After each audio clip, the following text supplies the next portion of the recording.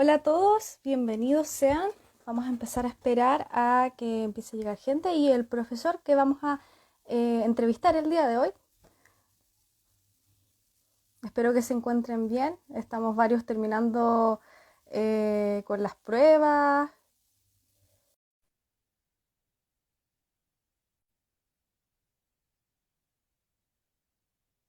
El día de hoy vamos a empezar con la serie de entrevistas de 14 días para el eclipse, que queda súper poquito para el eclipse. Es el 14 de diciembre y nuestro invitado el día de hoy es el profesor Darío Pérez. Hola profesor, ¿cómo se encuentra? Hola, ¿qué tal? ¿Me escuchas? Hola, parece que hay algunos problemas de conexión. No sé si me escucha A bien, ver, profe. yo escucho, ¿vos? Ya, sí, sí lo escucho. Ahora sí, todo bien. Bien. Bueno, les cuento, el profesor Darío Pérez es profesor del Instituto de Física de la Pontificia Universidad Católica de Valparaíso. Bueno, profe, ¿nos puede contar un poco en qué se desempeña dentro de la universidad, como para comenzar y que lo conozcan también los asistentes acá? Sí, claro. Yo hago óptica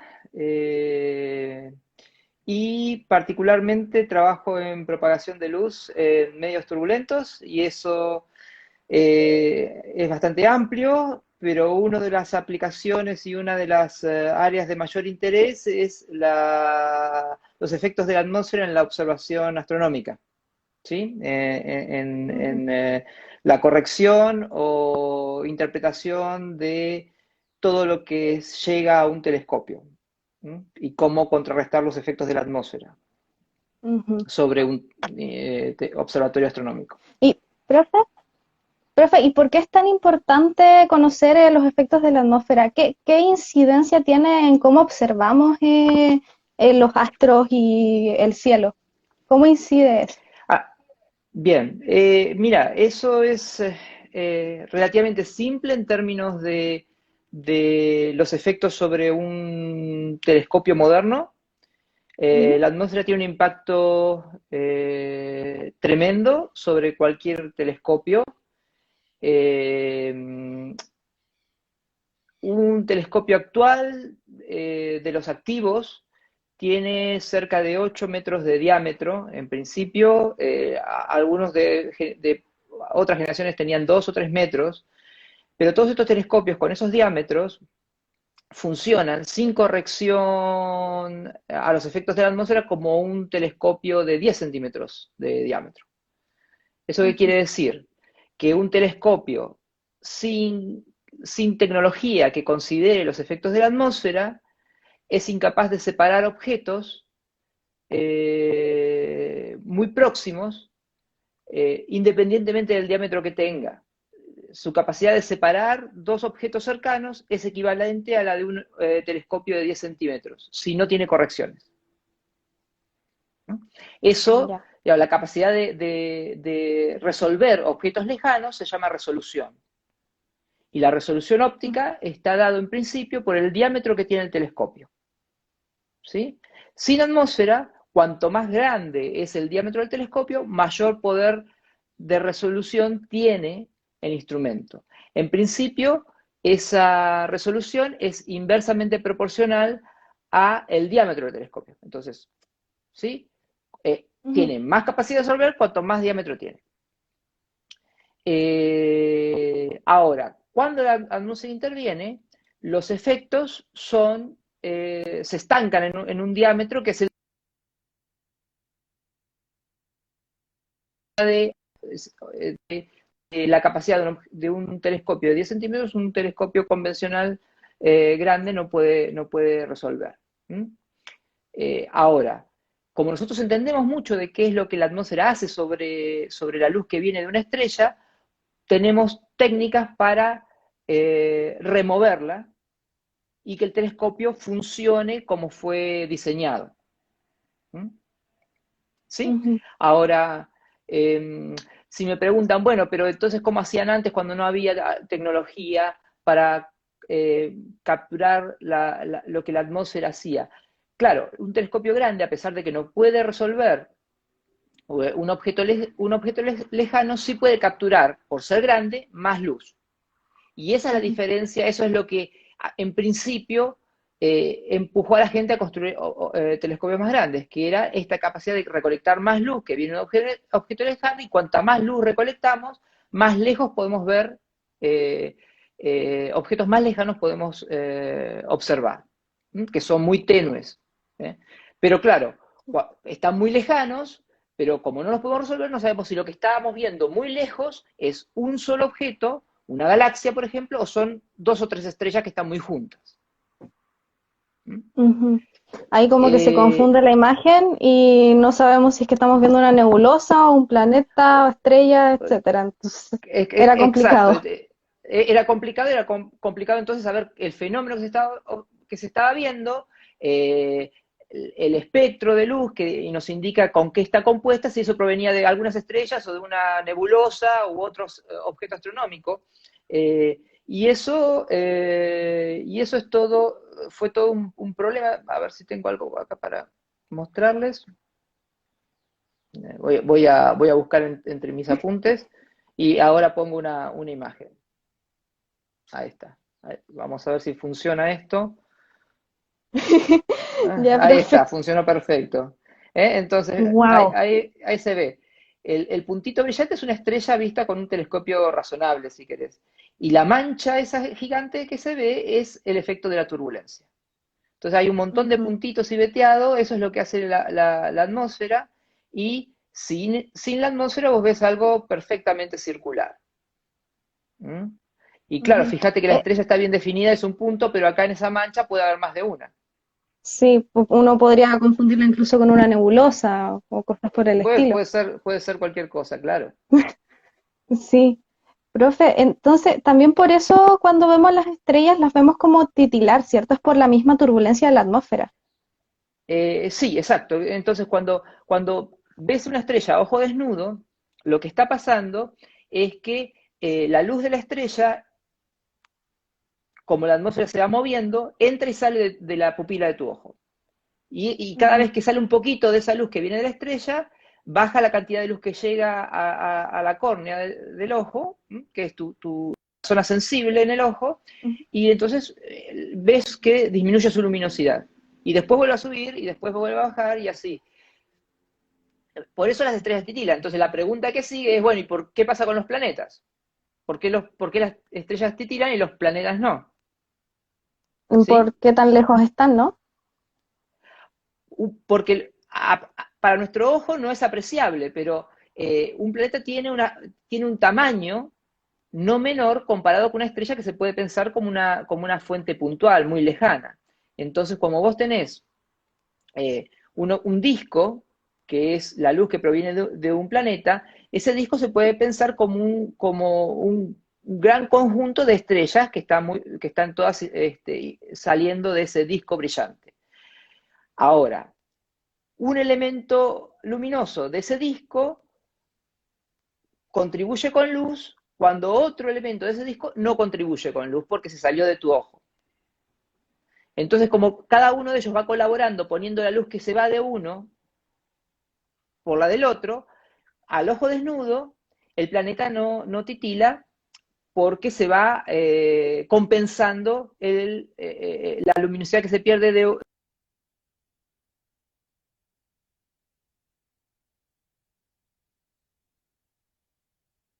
la luna es más fácil verla porque es un disco súper gigante y uno la ve a ojo desnudo y el ojo no detecta cambios en la luminosidad de la luna, porque es un disco muy grande compuesto por un montón de pequeños elementos luminosos. ¿Ok? Mm, Y lo es mismo con el como cuando Sol. usamos las cámaras, ¿cierto? Es como cuando usamos una cámara y cuando hacemos mucho zoom, como que la imagen se empieza como a ver más borrosa, ¿o no? Como que ocurre un efecto Eso, eso, parecido, eso, pero... está asociado, eso se llama resolución. ¿Sí? Ah, ya. ¿Ok? La resolución es característica del zoom que vos uses. ¿Mm? Ujú, Y a medida que, claro, cuando vos haces zoom como con una cámara, empezás a ver los límites de la lente que estás usando en capturar los detalles del objeto. Por eso se empieza a ver Ujú, borroso a medida que te vas acercando, vas haciendo un zoom digital sobre una imagen que estás mirando. ¿Sí? ujú. Si vos haces zoom con una cámara, con una lente profesional, que es un conjunto de lentes, es un conjunto bastante pesado, una lente profesional zoom tiene como 10 o 20 centímetros de largo, y son muchas lentes alineadas que cambian su separación relativa. Un zoom de esas características cambia su resolución dependiendo de cómo están distanciadas el número de lentes que lo conforman. Entonces, eso no lo vas a observar en una foto cuando tenés un zoom producido por una lente profesional a un zoom digital que es solamente tomar una ventanita de la imagen total y acercarte, Agrandarla ¿sí? simplemente. Agrandarla simplemente. Mm, Entonces, eso no es exactamente lo mismo, pero sí vos podés entender que si una cámara, dos cámaras con diferente capacidad de resolución, cuando vos hagas el zoom al mismo tamaño de ventana, en una que tiene mejor resolución vas a ver más detalles que en la otra. ¿Sí? ujú. Eso es lo que vas a observar. Bueno, lo que sí se puede ver, si vos me preguntás, bueno, ¿dónde uno puede ver algo parecido a lo que la atmósfera hace, pero en la casa? ¿Eh? Entonces, el ejemplo más simple, o en la casa o en el parque, digamos, es en verano, ahora estamos entrando en el verano, ¿eh? La calle suele estar muy caliente, ¿sí? Ah, Entonces, ya. si vos mirás cuando estás en la calle, eh, cómo sale el calor del asfalto, vos ves que los objetos que están lejanos se deforman. Ujú, Y esa deformación de los objetos lejanos tiene que ver con la turbulencia que sale por convección del suelo, ¿eh? Y se mueve naturalmente, como la densidad del aire es menor, el aire caliente tiene menor densidad que el aire frío, sube hasta llegar a alguna capa de la atmósfera en donde tenga más o menos la misma temperatura y deje de moverse. Ese flujo convectivo se va enremolinando y produce turbulencia. ¿Mm? Cuando está cerca del suelo es más que nada convección, así que se ven pocos remolinos, pero sí se ven deformaciones. sí, por ejemplo, acá en Valparaíso, para los que son de la quinta región, los cerros, si uno ve los techos de las casas, se ve eso mismo, así como que se Eso va mismo, sí, moviendo. Sí, sí, sí, sí, sí, es sí, muy loco. sí. Eso, todas esas deformaciones que producen los objetos en el suelo, causan problemas para un montón para varios tipos de tecnología en general, mucho que tiene que ver con el reconocimiento de objetos lejanos, para algún tipo de vehículo de observación asistida. Entonces, también hay un área de estudio que intenta ver cómo corregir esa falta de definición de los objetos porque están muy cercanos al suelo y yo los veo lejos, pero quiero saber qué son. Y el calor que sale Ujú. del suelo genera perturbaciones y fluctuaciones en el aire que no me permiten definirlos. Entonces yo necesito saber dónde están, por ejemplo. ¿Eh? Y qué forma tienen. Y Wow. también, entendiendo cómo se comporta la atmósfera, puedo remover esos efectos y recobrar el objeto original. Y bueno, la Sí, óptica, además del área de lo que es la astronomía, se desenvuelve en muchas más áreas, ¿cierto? sí, sí. La óptica atmosférica y toda esta área que estudia los efectos de la atmósfera sobre la luz tiene un montón de campos de aplicación. Entonces, digamos, una gran área es el área de la instrumentación astronómica. Y otras áreas son áreas como el área de comunicaciones, ¿eh? Que tiene mucho interés, digamos, de alta velocidad. Generalmente lo que uno prefiere es tener una fibra óptica en la casa, ¿sí? Esas Ujú. velocidades comparables a la de una fibra óptica se pueden alcanzar conectando dos puntos con un haz láser, si nosotros podemos corregir los efectos de la atmósfera. Es un área Wow. muy, muy experimental, pero en principio se espera que en algún tiempo podamos contrarrestar todos los efectos y lograr conexiones de alta velocidad a través de luz.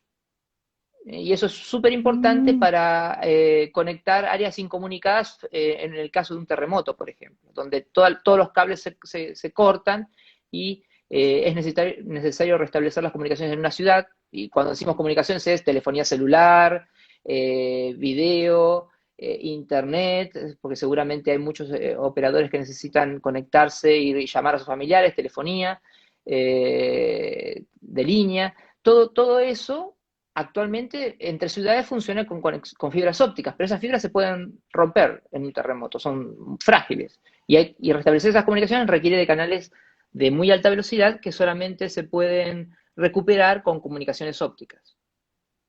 ujú. ¿Mm? Porque, bueno, no Eh, hay algo que sea más rápido que la luz finalmente. Finalmente, ¿O sí? exacto. Y además la luz, una de las características que tiene es que no es, en particular la luz láser, no recibe interferencias. Las ondas de radio son fáciles de interferir, ¿sí? No, Ujú, porque no son direccionales, ¿sí? Y porque hay un montón de elementos que emiten radiación electromagnética naturalmente en las casas o en un vecindario. Y además, a la radiación electromagnética, las ondas de radio son fácilmente afectadas por distorsiones de la atmósfera. Pero mm, la luz de un emisor láser es unidireccional y uno es incapaz de interferirla directamente. ¿Sí? Porque, digamos, bueno, todos conocemos cómo funcionan los láseres ahora, así que no tengo que dar muchas explicaciones, pero en principio, una vez que uno establece un canal láser, salvo que te pongas en el medio, digamos, uno es opaco en principio, ese canal no va a ser alterado fácilmente. ¿Mm? Entonces, esa es una de las características. La otra característica es que tenés una gran gama de longitudes de onda en el rango visible. Y son longitudes de onda que son muy pequeñas y por lo tanto permiten una gran capacidad para enviar información. ¿Sí? El hecho ujú. de que sus longitudes de onda sean del orden de los nanómetros te garantiza un gran volumen de información este, en el canal. Ujú. Sí, porque Y esa a es. diferencia, ay, perdón, lo siento. No, no, no, No, no. que a diferencia de, por ejemplo, las ondas de radio que tienen como mayor longitud, por eso también tienen tantos problemas por la longitud que también tienen, ¿cierto? Porque de repente van Sí, del orden exacto. de los metros, van del orden de los Sí, metros, en cambio es de... interfieren con cualquier cosa. Sí, Ujú, ese es uno de los problemas con las ondas de radio, efectivamente, o sea, cualquier cosa metálica es una antena y por lo tanto afecta la propagación de una onda de radio. Digamos, efectivamente, como la onda de radio es de 1 metro, la mayoría de los edificios y cosas tienen estructuras metálicas de 1 metro ujú. y eso las afecta naturalmente. Eh, en el caso de la luz, no, necesitas objetos muy pequeños para afectarlas en cuanto a los fenómenos de interferencia o difracción. Sin embargo, las ondas de luz son afectadas fácilmente por objetos que dispersan la luz, como por ejemplo las gotas de agua. Ujú. ¿Sí? Entonces, la niebla es algo que afecta una comunicación óptica si uno quiere establecer.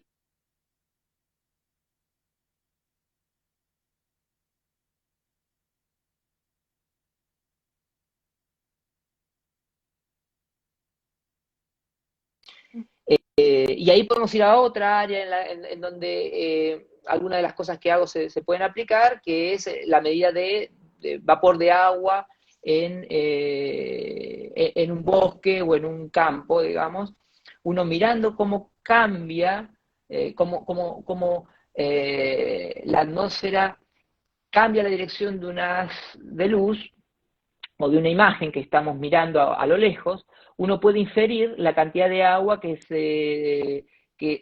ese campo, ese sembradío está evaporando. ¿Mm? Ujú, Y la medida de la cantidad de agua que se va, o sea, es proporcional a la cantidad de agua que necesita esa zona. ¿Sí? Si vos sabés que se fueron 3 litros de agua de una región particular, de un cultivo de palta, suponete, se evaporó 2 litros de agua, entonces sabés que tenés que poner, no soy agrónomo, pero en principio 2 litros de agua para contribuir a lo que se perdió por la evaporación y mantener la planta irrigada. Eh, y como uno puede hacer una medida bastante precisa de cuánta agua perdió una zona particular, podés saber exactamente cuánta agua poner. ¿Eh? Y esa precisión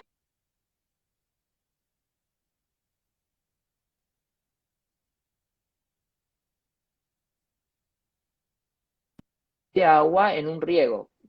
Uno de los grandes problemas cuando se maneja el agua en agronomía es poner agua de más. ujú, Muchas veces se usa mal el agua, se maneja mal, porque se supone que todo un gran campo con una gran extensión de muchas hectáreas necesita la misma cantidad de agua. Y tal vez, dependiendo de la geometría del lugar, de las pendientes, de la extensión, de los vientos, no se necesita la misma cantidad de agua en diferentes zonas. Y si uno es capaz de introducir información local de cuánta agua se necesita en cada región, entonces podés ahorrar unos cuantos litros y esa agua que no se puso se puede aprovechar para otra cosa. Y eso es un ujú. manejo inteligente de los recursos hídricos que es algo a lo que deberíamos prestarle atención ahora, ¿no? Porque el agua Ujú. es un Sí, recurso porque con escaso. todo, sí, con todos los problemas que hay, con las sequías, etcétera, es como importantísimo empezar quizás a regar de forma sustentable.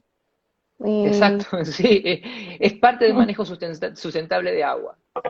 Digamos, es algo que deberíamos prestarle atención.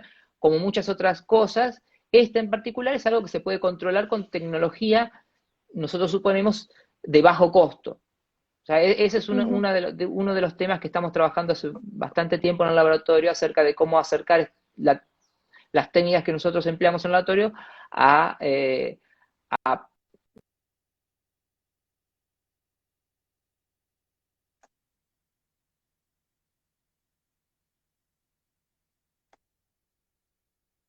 las tecnologías actuales no proveen herramientas de bajo costo para el manejo de agua. Eh, Ahora, podemos volver al problema del eclipse entonces, porque la sí, pregunta es, bueno, ¿qué es lo que estamos haciendo? Y lo que estamos proponiendo desde el instituto es aprovechar el fenómeno del eclipse para aprender más sobre cuál es el comportamiento de la atmósfera a baja altura. ¿Sí? Uno ujú, de los grandes desafíos para la astronomía moderna es aprender a usar los nuevos telescopios que se van a instalar en el norte de Chile. ¿Sí? Los telescopios tienen eh, 30 o 40 metros de diámetro, esos son inmensos, y las estrategias para corregir esos telescopios, para corregirles los efectos de la atmósfera son nuevas, porque las dimensiones de los telescopios son dimensiones que van en eh, 6 o 5 órdenes de magnitud respecto de los telescopios que estamos usando actualmente. ¿Mm? La tecnología que se usa ahí se llama óptica adaptiva y básicamente lo que hace es deformar algunos espejos dentro del telescopio para compensar los efectos de la atmósfera. Ahora, en principio esa tecnología se aplica y es exitosa para corregir la mayor parte de la atmósfera, salvo la atmósfera que está a muy baja altura. A muy baja altura es por debajo del kilómetro. Eh, y como si todo eso, como si no fuera poco eso, eh, el efecto de la estructura del domo donde va a estar alojado el telescopio también interfiere con la observación astronómica. Estos telescopios digamos, con estos telescopios nosotros pretendemos observar planetas extrasolares, o el universo, y tanto los planetas extrasolares como el universo temprano son, requieren de aprovechar toda la extensión del telescopio para capturar luz. Y eso Ujú, implica conocer los efectos de la atmósfera a baja altura, que no está corregida con la tecnología actual. Y porque también sabemos muy poco de los efectos de esta turbulencia a baja altura en astronomía en general. Todos los telescopios que se usan actualmente corrigen unas capas bastante altas de la atmósfera porque es lo que necesitan. Pero no va a pasar esto con los nuevos telescopios. Y la pregunta que nos hacemos es, bueno, ¿qué características tiene esta turbulencia a baja altura? Y cómo va a afectar los telescopios y cómo tiene que adaptarse los instrumentos a esta nueva situación. Entonces, nuestro experimento lo que plantea es usar una fuente natural, que es la cinta que se va a formar justo antes de que ocurra un eclipse total, ¿sí? A medida que el eclipse, vamos llegando al eclipse total, se empiezan a producir unas banditas, unas cintas luminosas, ¿no? Es el arco brillante como la luna menguante, pero en este caso es el sol el que está siendo tapado por la luna, y esa cinta luminosa que se forma atraviesa la atmósfera y es afectada por la atmósfera y se observa en el suelo un fenómeno que se llama cintas de sombra. Creo que tengo una proyección, ahora la voy a poner, y esas cintas es un conjunto de claroscuros que, ujú.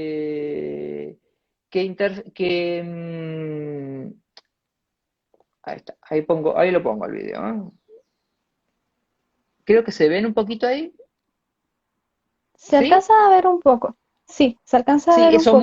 son muy tenues porque tienen un muy bajo contraste, pero eso que está pasando ahí es justamente la combinación de, de la luz de esa cinta pasando por muchas capas de la atmósfera y se va mezclando porque hay diferentes contribuciones, y eso es lo que esperamos que aquellos que estén interesados en participar observen bajo ciertas condiciones que están Están en dadas la página del instituto. en la página del Sí, instituto. en la página del Eh, instituto. eh, em, no sé si está el enlace por ahí, pero lo puedo poner. sí, claro. Igual, Eh, de todas formas, si están interesadas las personas que están viendo esto en participar, nosotros también hicimos un repost de lo que subió el Instagram del perfecto. instituto, que te redirige directamente a lo que vendría a ser la página en donde están las especificaciones de lo que se va a observar, y también está la inscripción, porque también la idea es que se inscriban y sigan las distintas cosas que te piden durante el experimento, para que los datos que se obtengan sean buenos datos también. Es la idea. Uy, ujú. Uy, se me quedó Hacer es pegado el profe. justamente re- recuperar la información de esta atmósfera a baja altura y, y saber algo más sobre lo que la atmósfera hace sobre la luz en esta situación, ¿sí? Ujú. Y bueno, igual el trabajo que se va a hacer ahora con el experimento es como hay que tener preparación, después el experimento va a durar como unos minutos solamente, pero después lo que se viene, me imagino que igual lo van a publicar, profesor, así los resultados que vayan a obtener. Sí, sí, claro. La idea es, primero,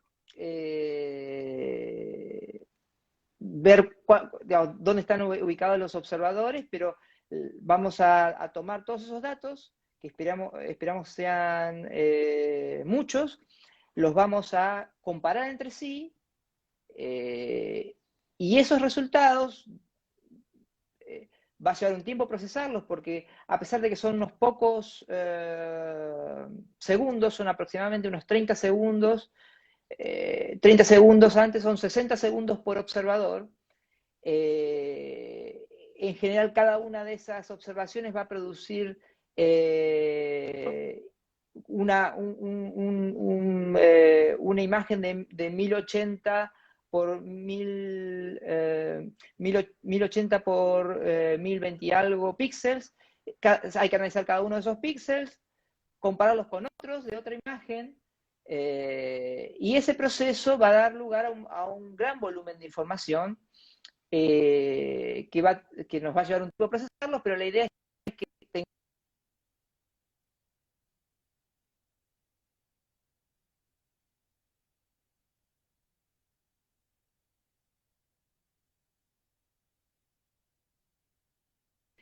hay dos cosas que no están claras. Primero, hace mucho que no se observan estas cintas en un experimento.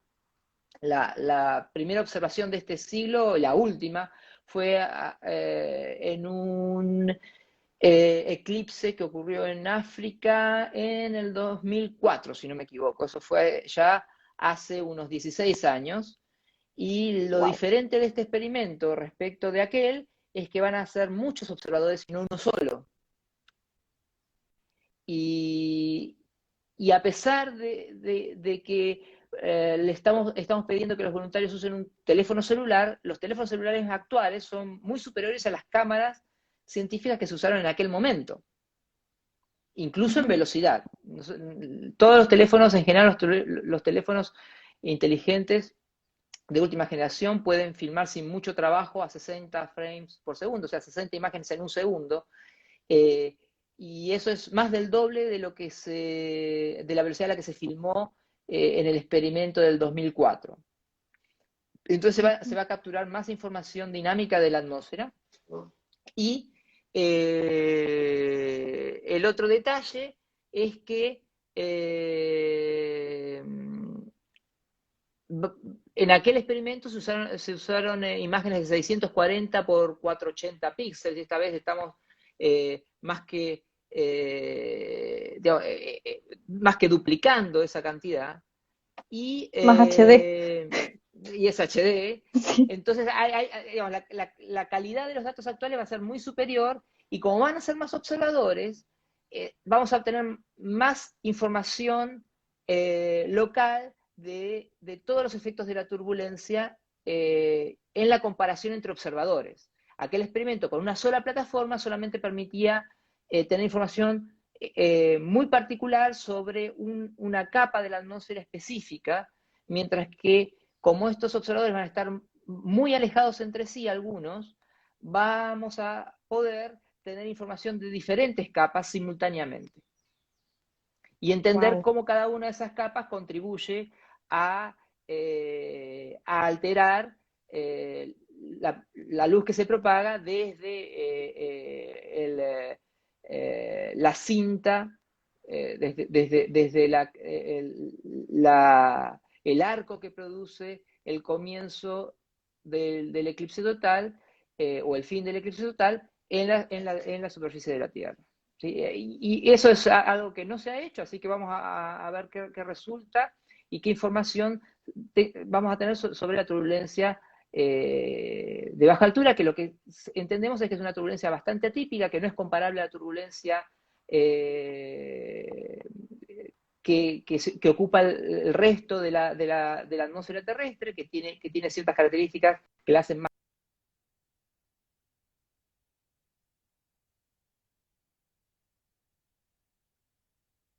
para poder modificar los modelos que se emplean en los telescopios modernos. Digamos, ese va a Wow. ser como el objetivo final de este experimento. El súper objetivo final del experimento que Ujú. va a ser finalmente un súper aporte. Sí, sí, sí, sí. O sea, eh, no es un experimento que se haga muy, muy seguido, y no tiene, no hay demasiada información sobre las características de la turbulencia a baja altura en general. De hecho, eso es un gran problema para los telescopios modernos, el no saber cuál es el modelo físico que mejor describe el comportamiento de la atmósfera a baja altura. O sea, todavía no hay, en oposición a lo que se sabe de la turbulencia a gran altura o a la turbulencia por encima del kilómetro, la turbulencia a baja altura es muy poco comprendida y hay un montón de fenómenos que todavía necesitan ser estudiados y resueltos para incorporarlos en las técnicas de corrección que necesitan los telescopios. Wow, profe, igual es súper fuerte como escuchar un poco esto, porque muchas veces nosotros pensamos de que ya sabemos casi todo del cuanto a lo que nos rodea, los fenómenos que hay en nuestro entorno, y en realidad es que igual nos queda harto camino por delante, harto, y eso es maravilloso en Sí, realidad, es como alimentar la claro. curiosidad. Para aquel que es curioso, yo creo que lo que implica es que siempre hay cosas para descubrir y que estos fenómenos, digamos, que hay fenómenos que uno supone que están completamente descritos y en realidad no lo están. Digamos, muchos de los fenómenos naturales no son, no, porque son fenómenos muy complejos, extremadamente complejos y muchas veces requieren del trabajo interdisciplinario para tener una comprensión absoluta del fenómeno e incluso teniendo alguna idea de cuáles son los orígenes de un fenómeno, como es el caso de la turbulencia atmosférica, uno sabe mucho de la teoría básica, sabemos cuáles son las ecuaciones dinámicas que describen la turbulencia, sabemos un montón sobre los principios que dan lugar a la turbulencia, pero el problema de describir una turbulencia característica de una región particular es un problema, en principio, muy particular a ese lugar y a las características meteorológicas físicas del lugar en sí. Entonces, uno de Ujú, los problemas que tienen toda la física, voy a decir algo así, la física que se dedica a estudiar los fenómenos de escala humana, es que muchos de estos fenómenos están regidos por dos cosas, por ecuaciones que son no lineales, eso quiere decir que no responden de manera multiplicativa, o sea, que algo sea dos veces, si yo pongo X, obtengo dos veces X. Eso es lineal, digamos. ujú, Si yo pongo entonces 10, mi sistema me va a devolver 100. Y si yo pongo 50, me va a devolver 500. Eso es lineal, es proporcional. Pero las ecuaciones, eh, para la mayoría de los fenómenos macroscópicos, en donde hay una interacción muy compleja, implica que si yo pongo 50, no voy a tener 50. Si pongo 10, por ejemplo, voy a tener 10 al cuadrado, y eso son 100. Pero si ujú, pongo 1000, voy a tener 100.000 porque va creciendo de manera no lineal, va creciendo con un exponente. Algo así sucede con las ecuaciones que describen la dinámica. No responden de manera lineal y ese no responder de manera lineal implica que cada caso particular tiene soluciones particulares a ese caso. Y el ujú, otro problema que tiene el mundo natural es que no responde de manera determinista. Eso quiere decir que hay muchas cosas que tienen que ver con la probabilidad, ¿sí? Que hace que un fenómeno particular no pueda reproducirse de la misma manera un tiempo inmediatamente posterior. Y esa característica aleatoria que tiene el mundo natural, digamos, el viento cambia de manera aleatoria y no sabemos, o sea, tenemos alguna idea de la dirección general del viento, pero no esos pequeños cambios que hacen que cambie aleatoriamente un banderín que flamea en una dirección, pero sus cambios locales son absolutamente aleatorios. Esos detalles aleatorios son en principio incontrolables. Y lo que nosotros ujú. tratamos de ver es cómo darles algún sentido a esas cosas que parecen aleatorias. ¿sí? Y en esa área, en Wow. donde las cosas son aleatorias y donde las cosas no responden linealmente, hay un montón de trabajo por hacer porque las soluciones no son simples y requieren de bastante ingenio en general. ¿Mm?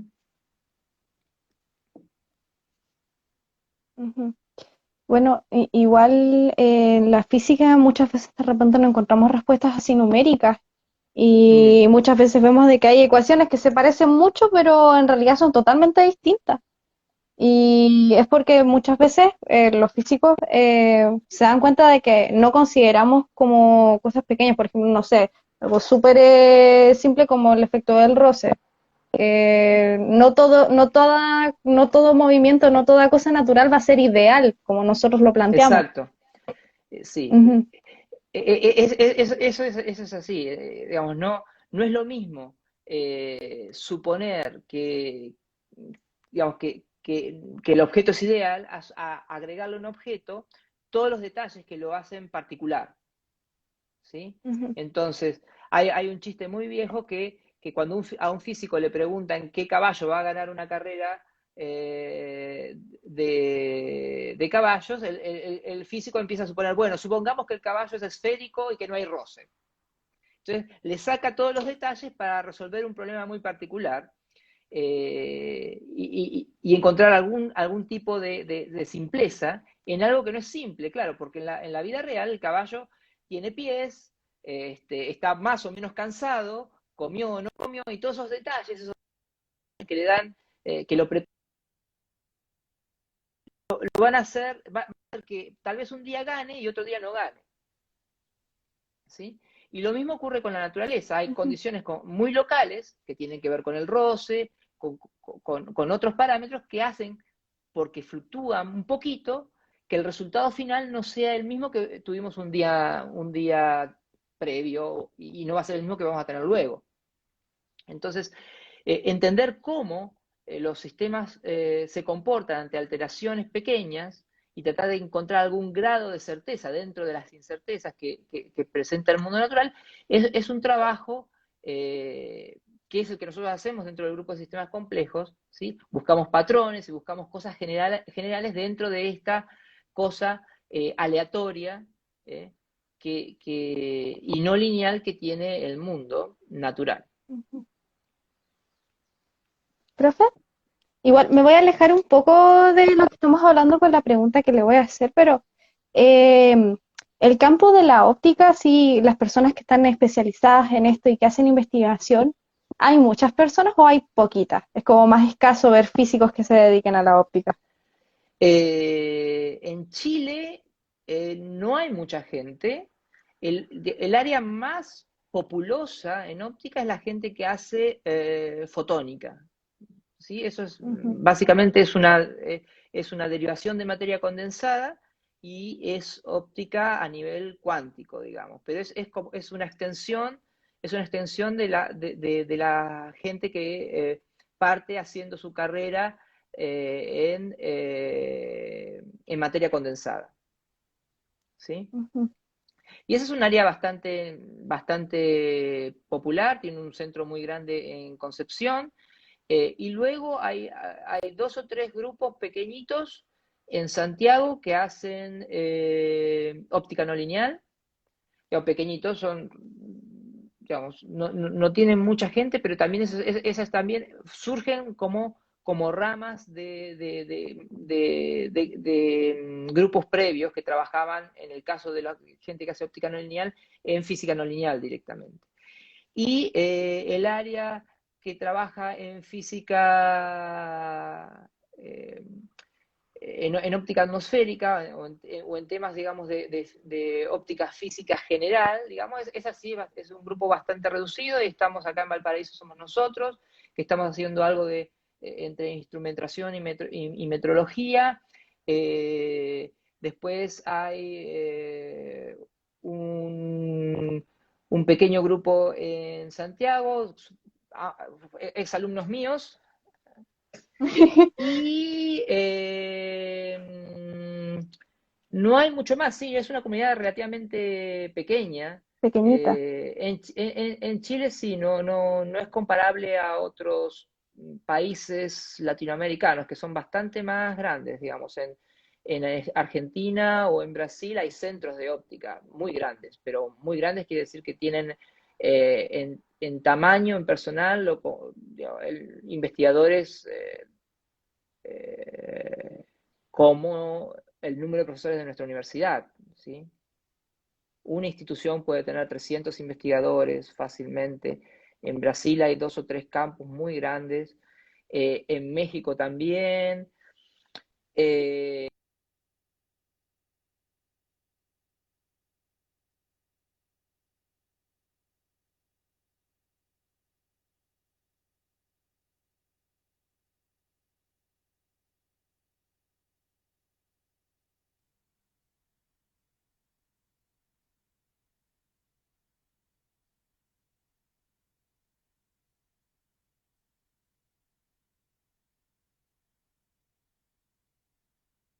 el, el- el grupo de óptica cuántica en Concepción es bastante grande y tiene ya un tiempo largo, pero así como establecidos hay muy poquitos.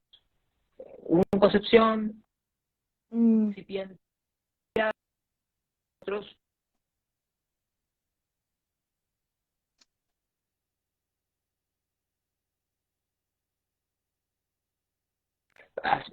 en principio le falta mucho a Chile para desarrollarse como un lugar donde se hace óptica en el concepto amplio, digamos, de están todas las áreas bien representadas. A eso falta unos cuantos años, porque falta bastante para cubrir todas las áreas adecuadamente. Eh, sí. pero es en términos de la física moderna un área muy, muy activa en el resto del mundo, ¿sí? Ujú. En Estados Unidos hay 2 o 3 grandes centros de óptica que hacen desde instrumentación astronómica hasta fotónica y pasan por Wow. todo y hay mucha interacción. Estados Unidos, por ejemplo, hay un centro, universidades, Rochester, que es súper grande y tiene o sea, una cantidad enorme de investigadores y dispuestos por Estados Unidos hay un montón de centros de investigación. Muchos tienen.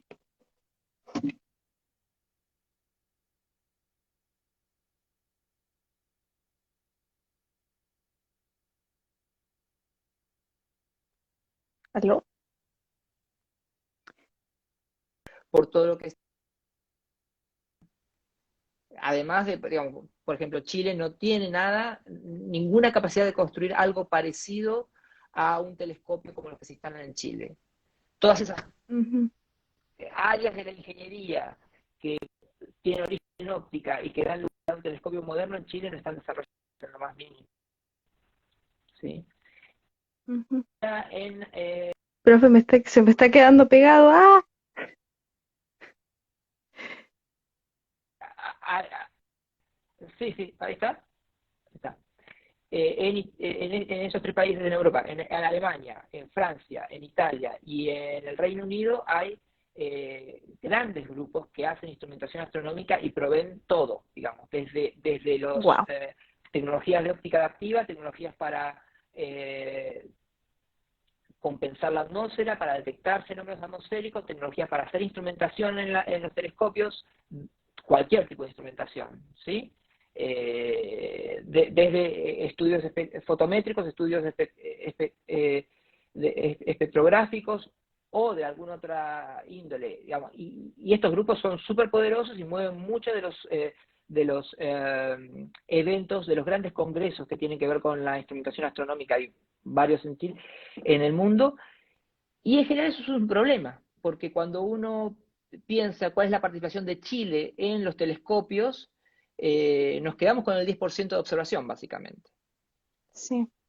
La tecnología que está en los telescopios, la contribución chilena es muy bajita, porque básicamente no hay grupos que se dediquen a algún área que contribuya al diseño o el desarrollo de los observatorios modernos.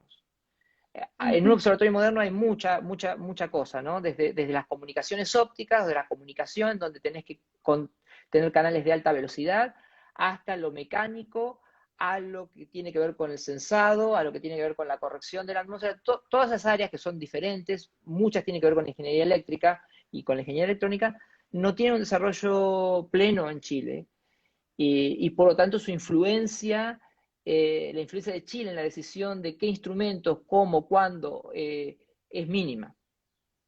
¿Sí? ujú. Nosotros como grupo postulamos a proyectos de instrumentación, pero hemos tenido suerte de las 5 o 6 postulaciones que hemos hecho en una. ¿Sí?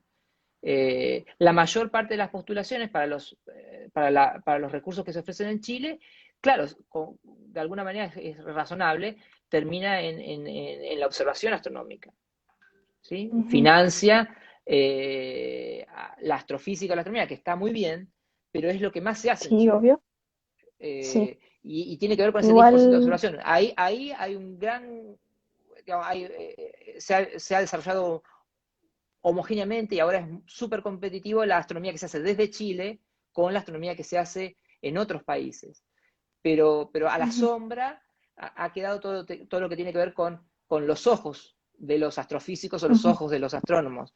Esos instrumentos, eh, Chile no tiene ninguna capacidad no ha tenido capacidad de aportar.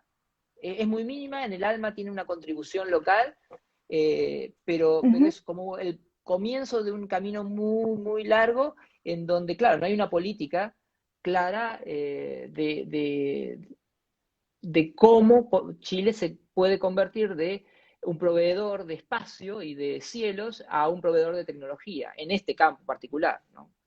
Eh, Sí. Hacer y el hay que salto es como recordar, bien complicado, ¿no?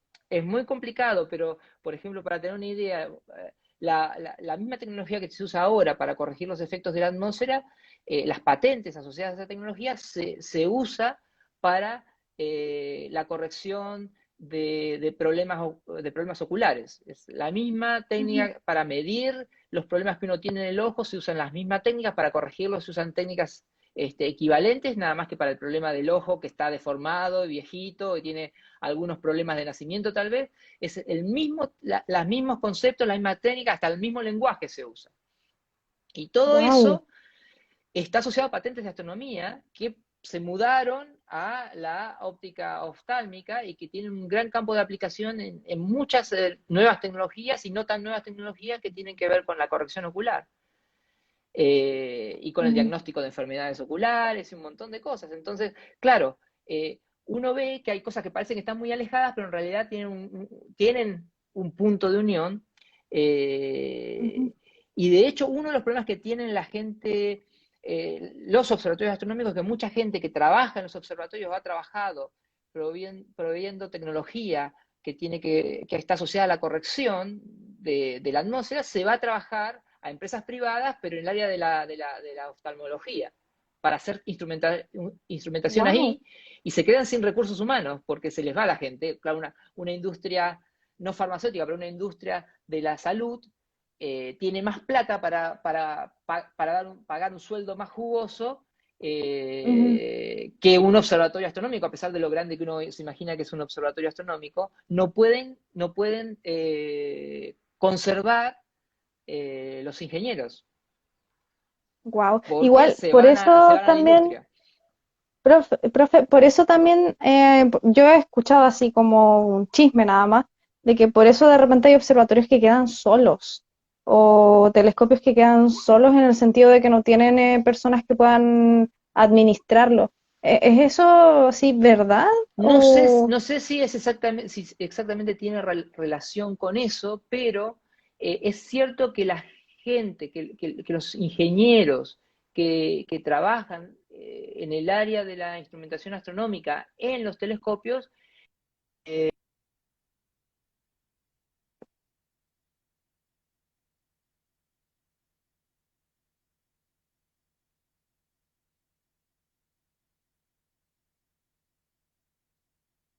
muchas veces trabajando en áreas.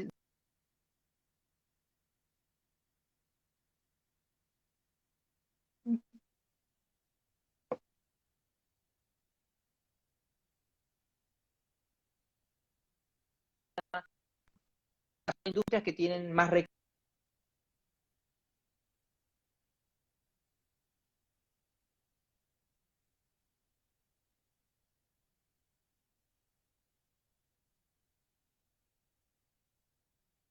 Profesor, no lo estoy escuchando ahora. Creo que me quedé pegada yo o se quedó pegado el profesor. Rayos.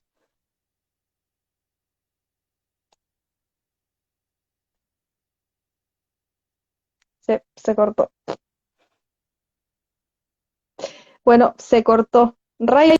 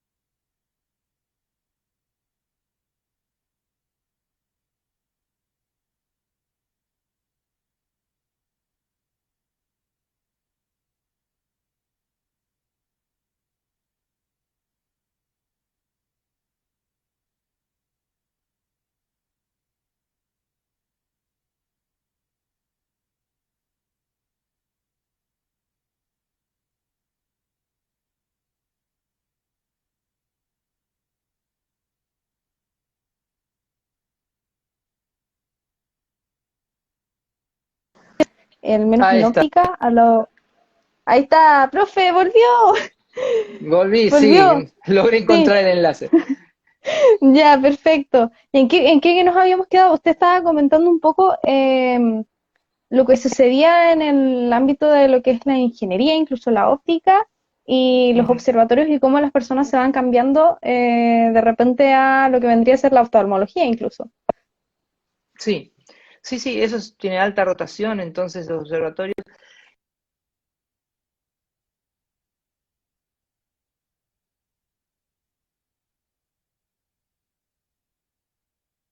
Ujú, Trabaja operando los telescopios y la gente que trabaja diseñando instrumentos, esa gente muchas veces no dura mucho tiempo porque una vez que adquiere mucha experiencia, que que se familiariza con las técnicas, se vuelven muy personas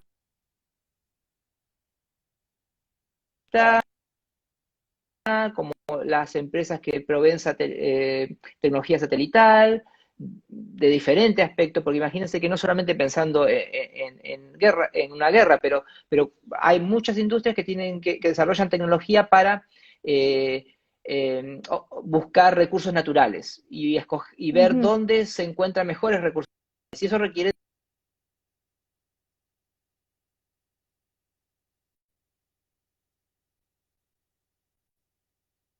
hace el camino opuesto, saber interpretar una imagen que estamos viendo desde un satélite, pero que está en la Tierra. Y ahí hay, digamos, como hay diferentes bandas, diferentes longitudes de onda para observar que tienen que ver con diferentes recursos naturales, necesitamos corregirlo. Y ujú, entonces la gente que trabaja en los observatorios termina trabajando en alguna industria asociada, privada, que por supuesto gana mejor. Entonces tenemos un flujo de gente digamos, es positivo, está muy bien porque eso le da dinámica, pero todo ese flujo tiene que ver con flujo de ideas, con flujo de patentes, con flujo de recursos humanos, y el problema que uno ve es que Chile no está en ese círculo. ujú. O sea, lo que se hace acá en la academia, lo que se hace, tiene poca conexión con lo que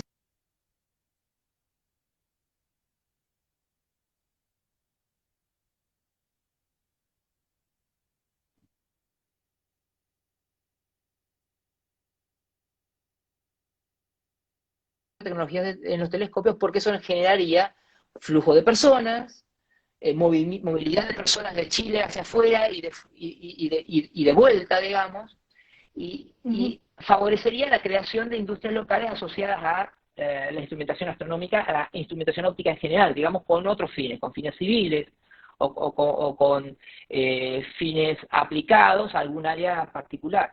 Eso en Chile no está ocurriendo, los recursos digamos, no están en principio porque no hay una claridad acerca de cómo queremos constituirnos como país, pero es algo en donde los países que están desarrollados han hecho un camino. ¿Mm? Ujú, Y ese camino nosotros todavía no entendemos cómo hacerlo. Y es algo que deberíamos aprender a hacer, porque en algún momento el cobre se va a acabar y nosotros nos vamos a quedar sin recursos naturales para el nuevo, digamos, el nuevo siglo. Ya no sé si en este, pero si no es en este siglo, en el próximo, el cobre va a dejar de ser algo importante. Eh, sí. y en ese momento nosotros como país tenemos que tener alguna estrategia y una estrategia que nos permita dejar de ser un proveedor de recursos naturales a algo más sofisticado.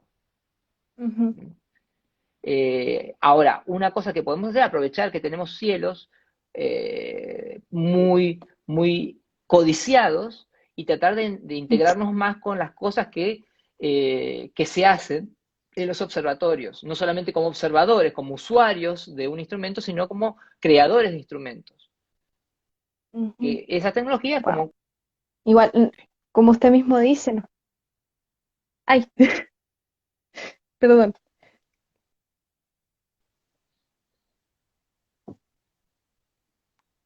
Sí, Lo siento, no, es que se me cortó por un momento, se me quedó pegado y como que pensé que no estaba hablando. No, uy, se me fue totalmente lo que iba a decir.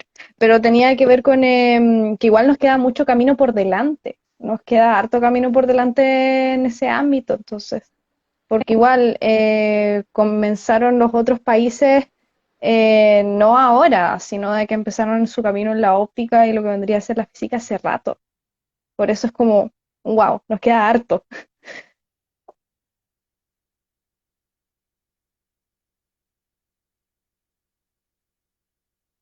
Se me quedó pegado de nuevo el profe. No.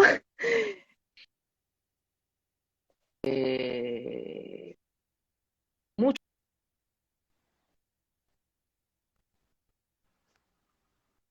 sí, hay mucho camino por hacer, pero yo creo que Chile ha hecho mucho en poco tiempo y entonces Sí, no es verdad. es algo que no sea irrealizable. Digamos, pasa que hay que Ujú, tener decisión, tenemos recursos limitados, entonces hay que tomar decisiones acerca de cómo vamos a manejar los recursos limitados que tenemos y cuáles áreas eh, son más importantes y deberíamos prestarle más atención. Ahora, nada de esto se puede hacer si no tenemos ciudadanos educados. Y ujú, cuando pensamos en ciudadanos educados, estamos pensando en que tengan unas buenas bases. Eso significa escuela básica, escuela media, de calidad y sólida, y herramientas para estar en la escuela, ¿sí? Entonces, yo creo que algo que debemos pensar es qué tipo de educación le damos a las generaciones venideras, ¿sí? A las futuras generaciones. Y eso es algo que me ujú. preocupa, ¿no? Yo soy un profesor universitario, pero cuando uno como profesor ve cuáles son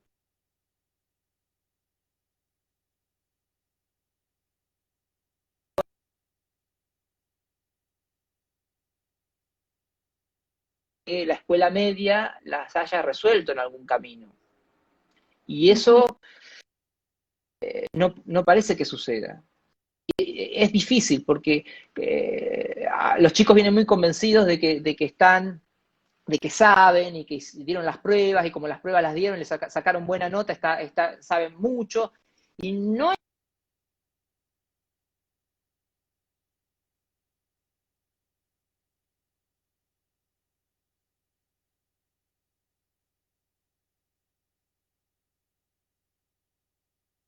tener algún razonamiento crítico.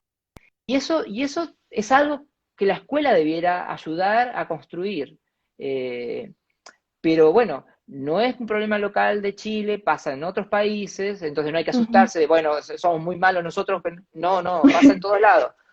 Pero debemos atenderlo porque Si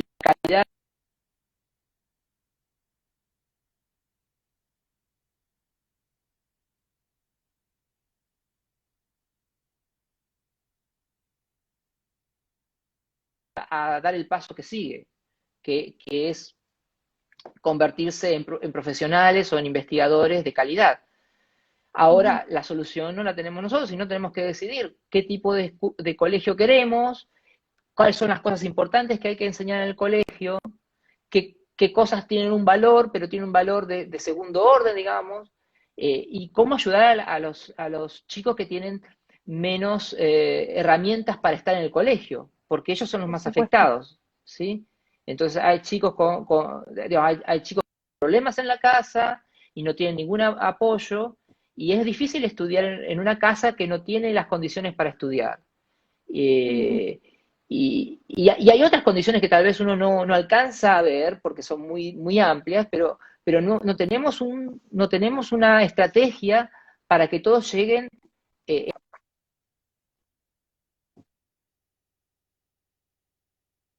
a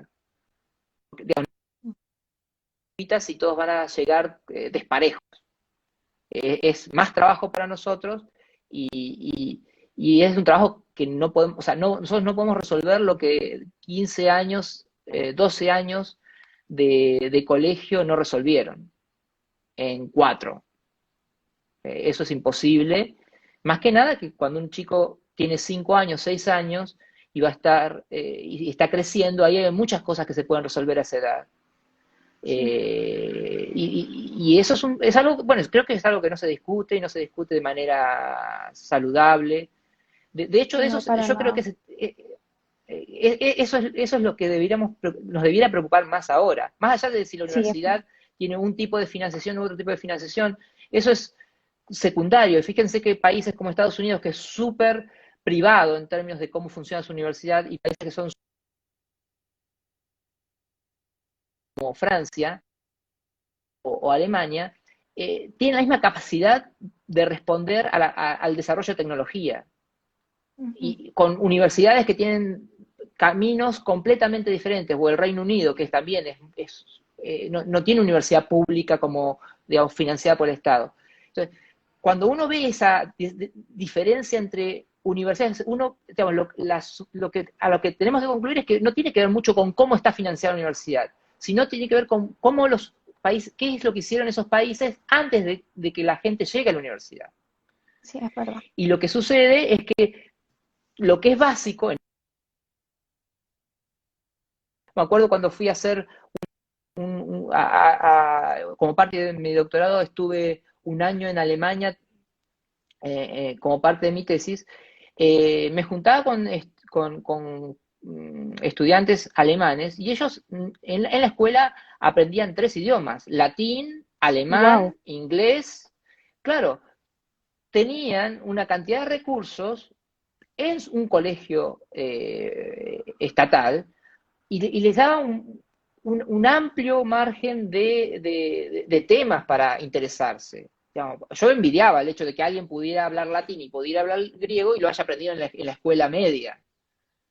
Digamos, con nivel digamos, un nivel avanzado, no, digamos, conocer el alfabeto. Entonces, ahí hay que ver qué es lo que hacemos acá en Chile y qué nos preocupa más. Porque tal vez no es tanta plata, comparado con la gratuidad, la plata que hay que poner en la escuela básica o sea, lo que gastamos en gratuidad podría servir, supongamos, en resolver casi todos los problemas de desigualdad que existen en la escuela básica. Sí. Y entonces habría que pensar qué es lo que más conviene por las generaciones futuras. Digamos, estamos pensando en un futuro. A mí lamento que no podamos tener la misma calidad de educación en una escuela de acá de Placilla y en Ujú. una escuela de Reñaca, digamos. Sí, es verdad. Y, profe, Y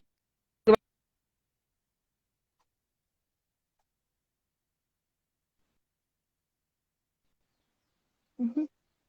No, ay, se me quedó pegado de nuevo.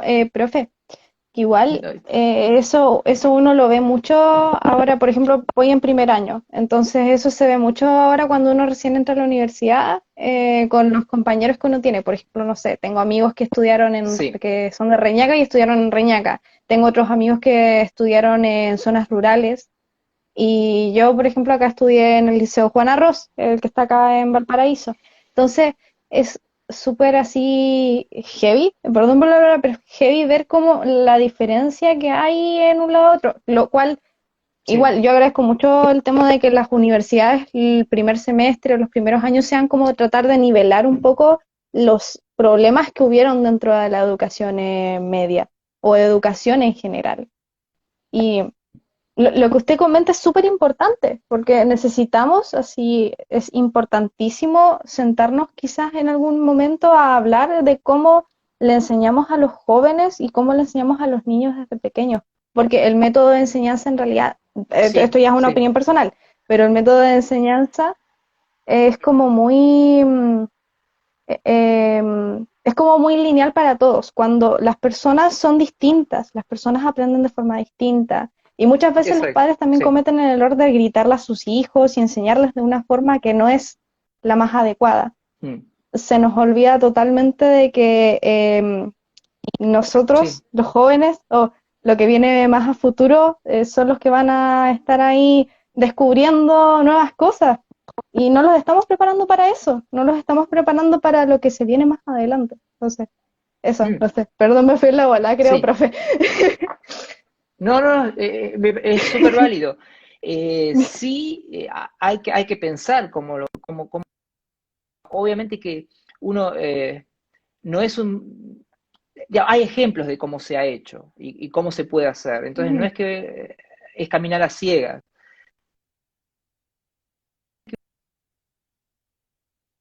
Es donde se pueden resolver, porque primero los chicos son muy flexibles. Y uno puede entender cuáles son los problemas que tienen que ver con el chico y cuáles son los problemas que pueden tener con la familia y cómo mejorar las dinámicas en la familia para que el nene mejore. O sea, son cosas que se pueden resolver, pero requieren de tener, de tener profesionales en la escuela básica bien pagos y un sistema bien ujú, sólido.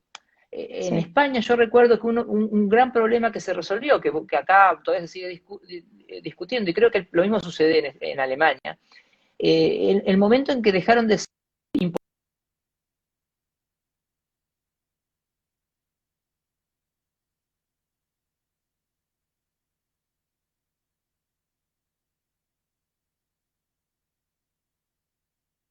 impopular.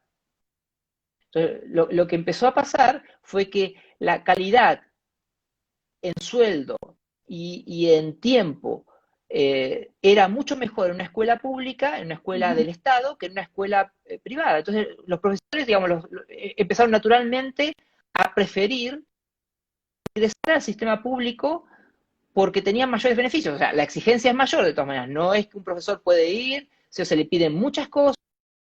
Una cosa que hace un profesor en un sistema público en general es estar concentrado en menos alumnos. Y eso no significa que desatienda las cosas, sino que tiene que saber qué le pasa a cada chico por su familia, qué le pasa por su cabeza. Entonces está pensando en los 60 alumnos que tiene todo el día y en los problemas particulares de esos 60 chicos. Y así se pueden resolver muchos problemas. Yo creo que si uno puede ayudar a ujú. un nene en los primeros 5 o 6 años de su camino educativo,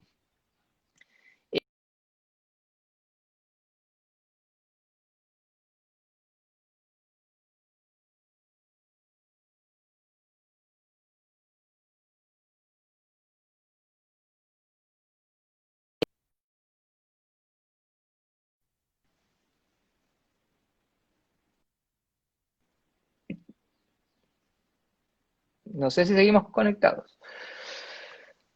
¿Mm? ¿Aló? ¿Me escucha? Sí, sí, sí, sí, sí, Ya, sí. es que tuve un problema, se me fue el internet recién y dejé de Ah, escucharlo. Entonces probablemente me quedé pegada, tuve que cambiar el internet del celular.